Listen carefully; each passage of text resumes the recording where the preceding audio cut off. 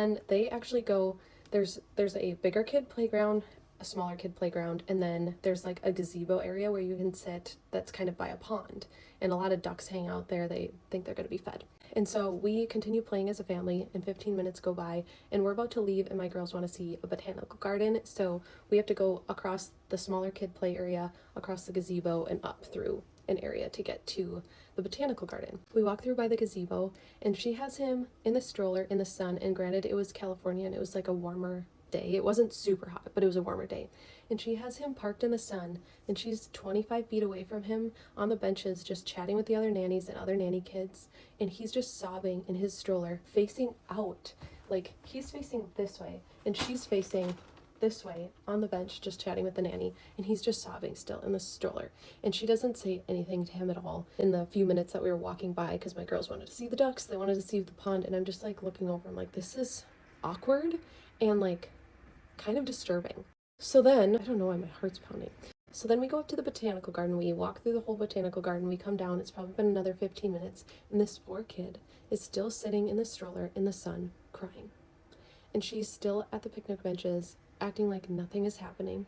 She's just chatting with her friend. This poor little baby is in the stroller, distraught, and she doesn't care.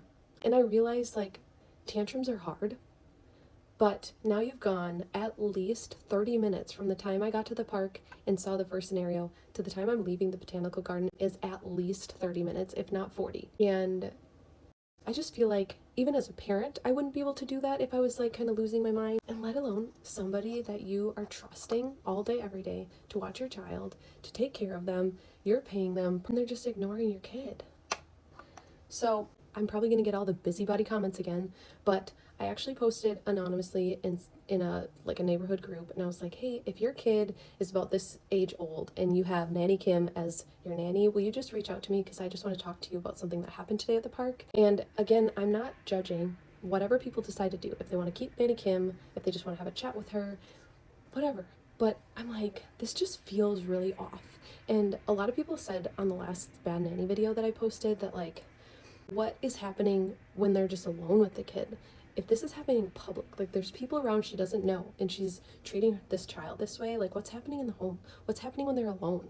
So I understand if you want to call me a busybody, but my husband thought this was awkward. I'm sure my kids felt uncomfortable. Like, this was not good, okay?